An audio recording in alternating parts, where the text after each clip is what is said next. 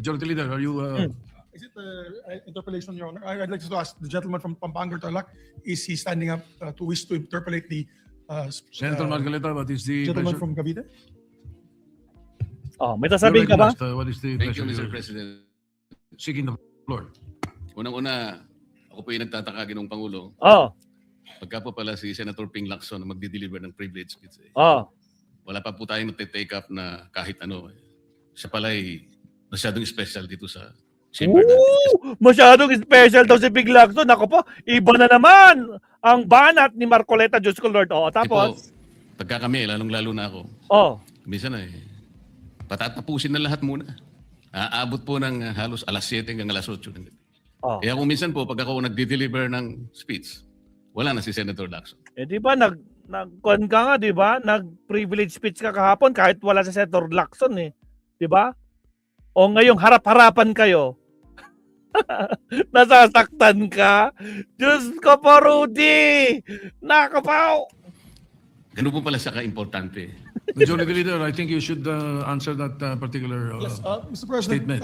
yung privilege speeches, alam mo, dalawang linggo na lang po naiwan with due respect to Senator Marcoleta. Talagang tinutulak natin yung legislation. Una, yung privilege speeches, we put always, and it's been a practice in the past, in the tail end of the discussions, because the privilege speeches can take up a lot of time.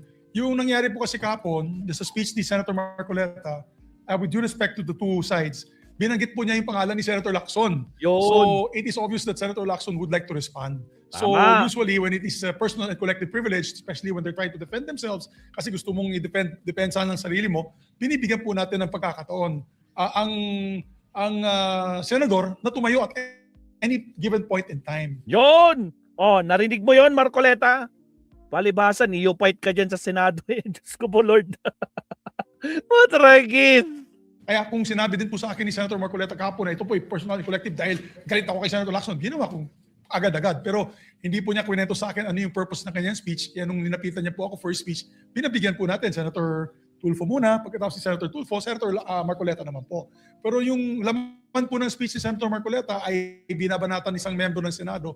Obviously, Oh, Marcoleta, binabanatan mo isang miyembro ng Senado. Eh, natural lang nabibigyan din ng pagkataon para rumesbak. Anong gusto mo? Special ka, Marcoleta? Diyos ko po, Lord, Rudy, naspak ba nun? that member of the Senate will stand and defend themselves. We have to Yun. give them priority. It goes Tama. for any member of the Senate, Mr. President. We will give that privilege to any member of the Senate. Thank you. All right, thank you. Sir President, ang sinasabi ko lamang po ay ngayon ko lang po na nakita ang ganitong special treatment. Hindi ko naman sinasabi, Mr. President, na lahat ay ganito. Kasi po yung yung una pa po bago ito, Mr. President, naalala ko, tinapos muna lahat po ng bisita, pati po yung mga galing sa Southeast Asian Games. At kahuli-hulihan nga po, inabot po ako ng alas 8 ng gabi. Yun lamang po. Ngunit gusto ko pong makapagtanong sana sa ating ginagalang na Senador Ping Lacson. Siya po ay papayag. My pleasure, Mr. President.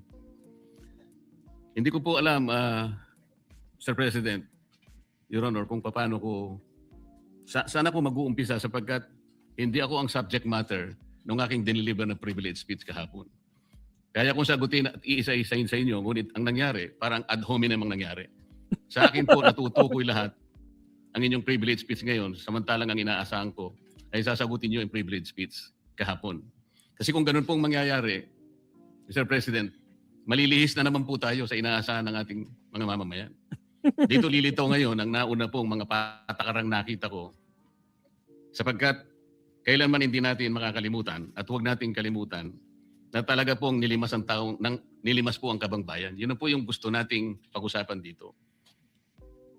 Kung sasagutin ko po ng isa-isa ang ibinibintang po ninyo sa akin, malilihis na naman po ang pinag-uusapan na kailangan na po ng taong bayan na malaman na po ang katotohanan. Sino po ang may pakana? Sino po ang mga mastermind sa nangyaring nakawan sa ating kabangbayan? Ito po ay hindi pangkaraniwang pagnanakawan. Ginoong Pangulo. Yun po ba ang gusto niyong mangyari? Ginoong Ping Lacson. Negative po. Sigurado hindi po yun. Bakit Kayo po? po nag-release. Sino pa po nagsimula nito? Nung una Bakit pong po? privilege speech ninyo, hindi ko na sinagot kasi ayoko magkagulo. Pero enough is enough. Kahapon, nanonood ako sa aking opisina, gusto kong bumaba, kaya lang malalim na ang gabi at ayoko maabala yung trabaho sa Senado.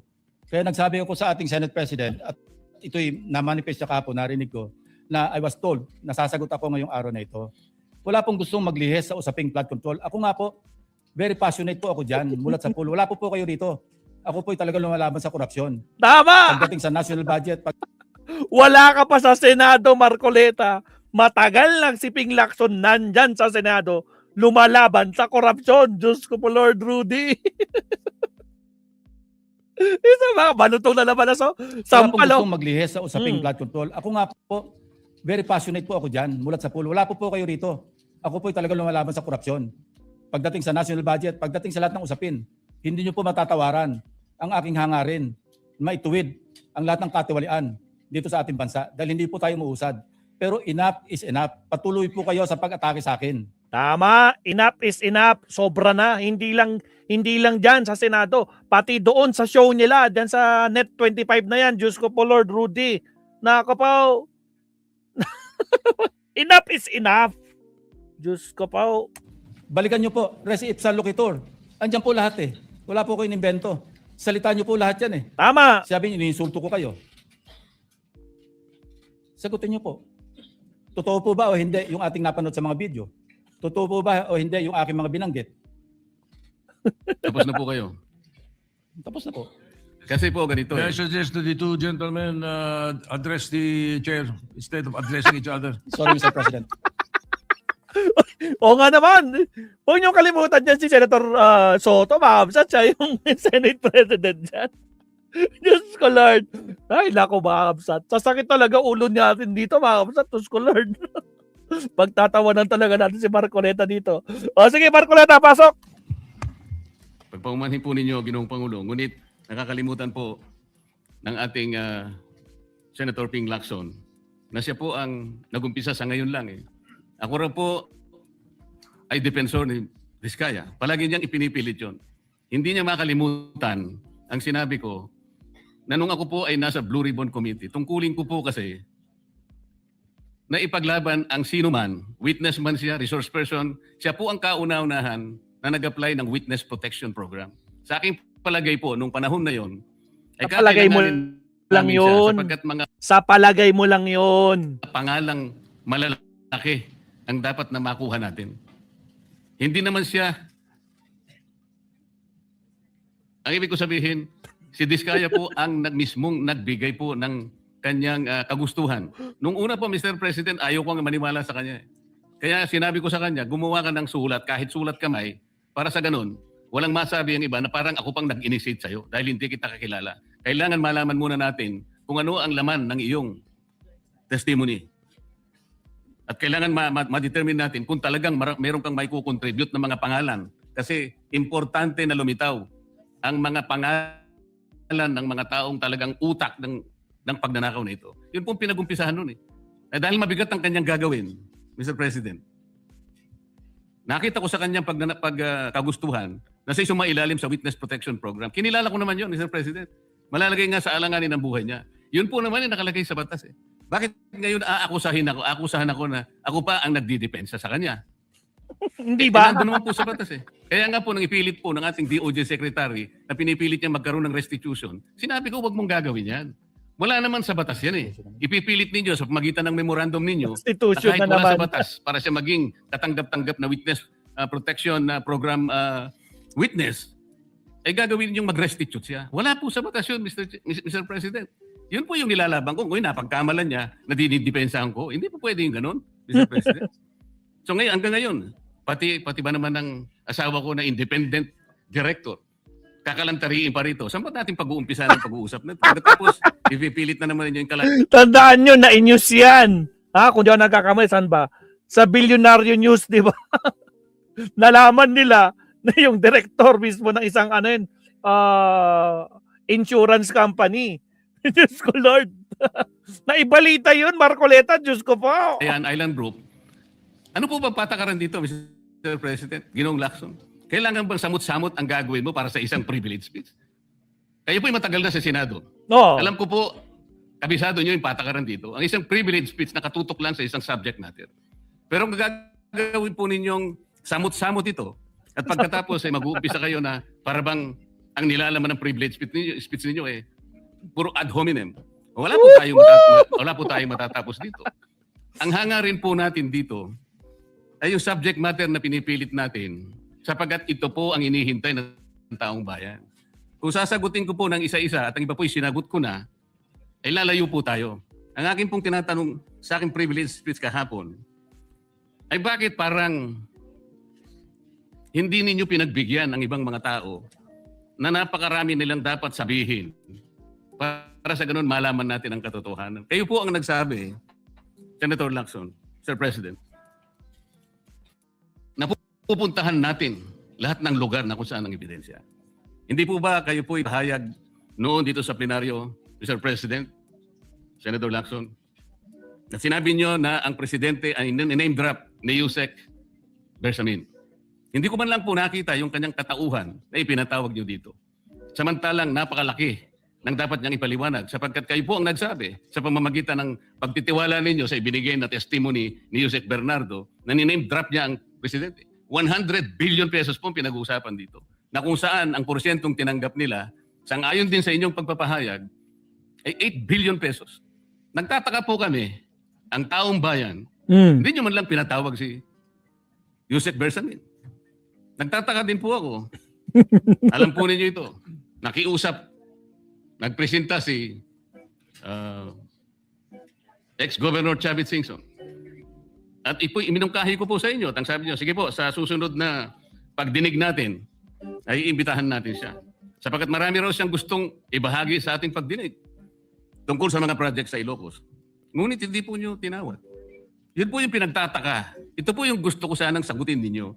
Sa akin po, wala nang kwenta kahit na ako'y patutsadahan ninyo na ganito ako, ganito kami, ganyan. Hindi na po mahalaga sa akin yun eh. Ang mahalaga po, Mr. President, ang taong bayan ngayon na naghihintay ng kasagutan sa maraming katanungan nila kung magagawa pa natin na buklatin lahat ang dapat buklatin. Kilalanin kung sino dapat kilalanin. Ang gusto ko pa po sana, Mr. President, sana sagutin po ninyo, Senator Lacson. May I respond, Mr. President? May I respond, Mr. President? Yes, please, go ahead. Mr. President, Your Honor, have you read the partial committee report? Ganito po ang nangyari, No, Mr. have you President. read the partial committee report? That is my question. Oy, Marcoleta! Nabasa mo ba yung partial committee report ng Blue Ribbon? Nung last month pa daw pinadala sa opisina mo. Diyos ko, Lord. Sinabi ni Senator Ping kanina yan. Nung last month pa yung partial committee report na hinahanap mo. Pero nasa opisina mo, last month pa. Nako po. Nako, problema si Marcoleta dito. Sige, pasok. Partial committee report. Ganito po ang nangyari, Mr. No, have you read President. the partial committee report? That is my question. Yes or Mr. no? President. Binasa ko po, ngunit hindi ko po magawan ng paraan kung paano ko po itatrato. Kasi kahit na po ganun ang nangyari, tiningnan ko po eh. Kaya lang, sabi ko sa mga staff ko, nung mag-meeting kami, bakit ka ako wala man lang pirma ito? Sinagot na ni... Lahat kayo binigyan ng kopya. Lahat kayo. Kopya lang yon. Hinihintay yung sagot ng opisina mo kung pipirma ka. Saka ibibigay sa iyo yung original para dun kayo pipirma lahat ng mga senador. Napaka... mga kakabsat. Naghahanap siya ng pirma. Bakit walang pirma? So gusto mo yung kopya mo, merong pirma ng mga ibang senador. Eh pare-parehas kayo ng kopya. Sabi na natin 24 kayo dyan. 24 pare-parehas. Hinihintay bawat isa bago kayo pipirma sa original na kopya. Ay nako po, Diyos. Hindi na tayo nagtataka mga kabsat ha.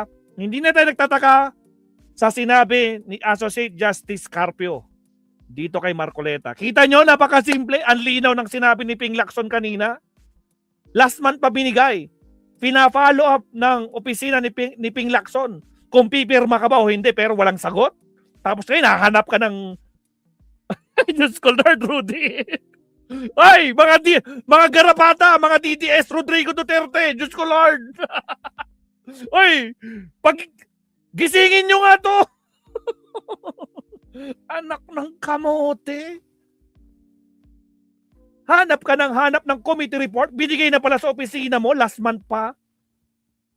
Ngayon, prinangka ka ni Senator Ping Lacson. Ano ka ngayon?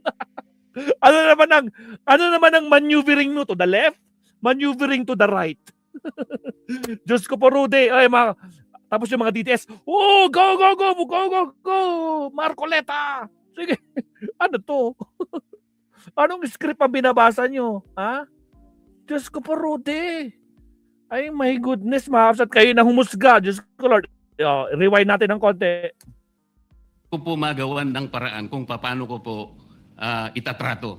Kasi kahit na po ganun ang nangyari, tiningnan ko po eh. Kaya lang, sabi ko sa mga staff ko, nung mag-meeting kami, bakit ka ako wala man lang pirma ito?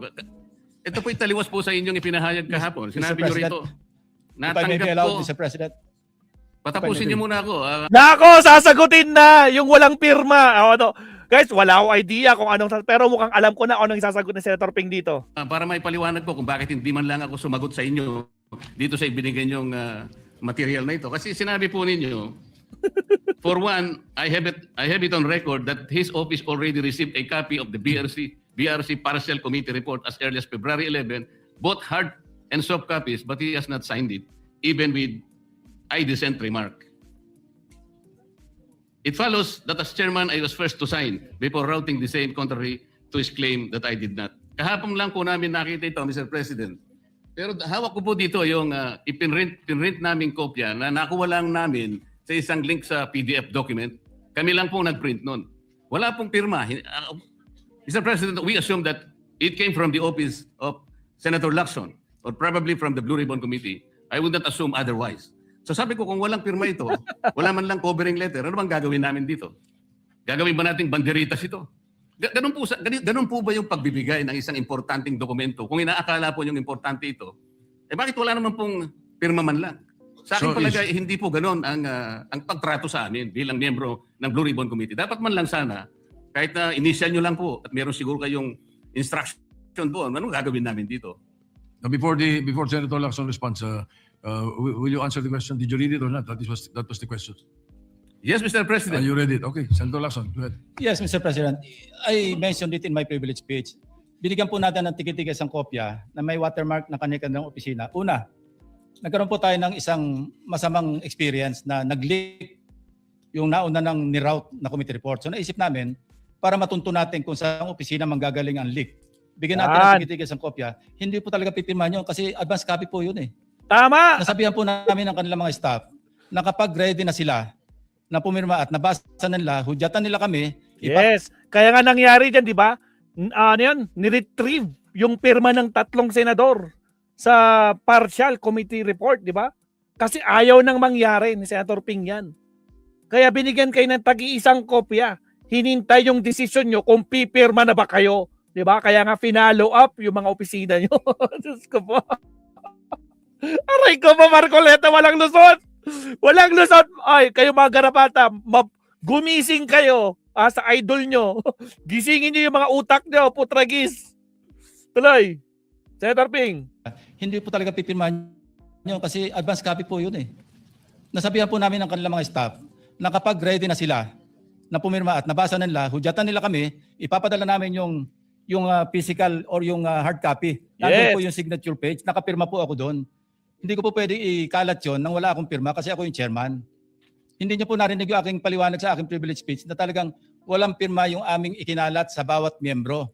Dahil yon para lang mapabilis kasi 400 pages po, alam ko magtatagal mabasa. So para Siyempre, kung binigyan mo ng kopya si Marcoleta, 400 pages yan. No, babasahin niya isa-isa. Naghihintay si Cheese Escudero. Oh, hintayin ka pa ba niya? Hindi, bibigyan lahat ng kopya. Para yung pinaka-original na committee report, iisa lang. Ganon yon. Diyos ko po, Lord Rudy, doon lang kayo pipirma sa original. Hindi talaga lulutot si Marcoleta dito, Mamsat. Durog na naman, putragis. Seriously, isipin niyo po, Mr. President, kung isang kopya lamang yon na aking igagala Tama. sa 17 o 20. Yes, isang kopya lang. Tapos igagala mo kay Marcoleta, ilang araw, ilang buwan na nandun, isang buwan. Oh, naghihintay kung sino man yung mga ibang member ng Blue Ribbon, naghihintay si Tulfo, naghihintay isama mo na kahit si Amy Marcos. Oh, Lord. Napakasimpleng logic lang mga kabsat. Kapag isang kopya lang ipapasa mo kada senador, yung kopyang yun lang na may pirma.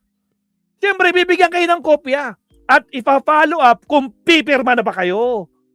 Anak ng kamote, oo, kitabi ko na nga ba, alam na alam ko sasabihin sa taruming lang pa, napapasa ko na eh. Hindi ko pa naririnig, alam ko na, yun ang sasabihin niya. Diyos ko po Lord Rudy. Lakapaw, wala na mga kabsat, nakapaw. O sige tuloy. 20 miyembro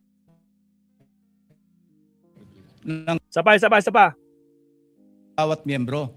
Dahil yon para lang mapabilis, kasi 400 pages po, alam ko magtatagal mabasa. So para simultaneously, isipin niyo po, Mr. President, O, narinig mo, simultaneous, sabay-sabay kayong lahat ng mga miyembro ng committee ng Blue Ribbon. Para hindi lang nasa iyo yung kopya na natenga ng isang buwan na. Diyos ko Lord. kung isang kopya lamang yon na aking igagala sa 17 o 20 miyembro ng Blue Ribbon Committee, isang taon po, baka hindi pa tapos mabasa. Tama! So gumawa kami ng isang, nag-divide kami ng isang May tama ka! May tama ka! Matragis! Naku po! Ay, gravity! Ibang klase, Marcoleta! May mukha ka pa ba? Diyos ko Lord! Di ba? O, kung isang kopya lang na 400 pages, ibibigay mo kay Marcoleta. Tapos sihintayin kung pipirma ba o hindi, umabot na ng isang buwan, saka ililipat kay Senator Gatchalian, kay Senator, kung sino mang Senator na 20 yan or 17 na sinasabi ni Senator Ping, aabuti ng isang taon, hindi pa napipirmahan yan. Ngayon, Marcoleta, hinahanap mo yung Blue Ribbon Report. Samantalang ikaw, binigyan na last month pa ng kopya. Tinatanong na ang opisina mo kung pipirma ka ba o hindi, pero hindi niya pinapansin. Tapos ngayon, ngaw-ngaw ka ng ngaw-ngaw dyan. Diyos ko po, Lord. Sana gawing 3 years na lang ang term niya. Diyos ko, Lord. Uy, wag naman gano'n. Ayang Batman. Pag gano'n, masasaktan sila. Diyos ko, Lord. May tama sa ulo yan si Marcoleta. Ay, nako po. Nako po, mga kapsat. Nako po. Umiinit ang bangayan. Tuloy. Ay, mali. Tuloy. isang pamamaraan para simultaneously, sabay-sabay nila mabasa with the advice to their staff na kapag nabasa na at ready ng pumirma, sabihan kami, dadali namin yung kopya na mayroong signature page at sa kanila pipirmahan. Katunayan kahapon po, si Senator Bam Aquino, binigyan namin sa kanya yung may signature page at pumirma siya. Hindi po matatapos kung yung 467 yata na pages, iisa-isahin namin iikot. Tama. Mahirap po. Gumawa na nga kami ng paraan para matakil na sa floor, Para di mag-leak. i-defend ko, at makapag forward tayo na tulad ng binanggit ko sa aking privilege speech, makapag simula na tayo uli ng mga panibagong pagdinig. Ngayon, sinabi po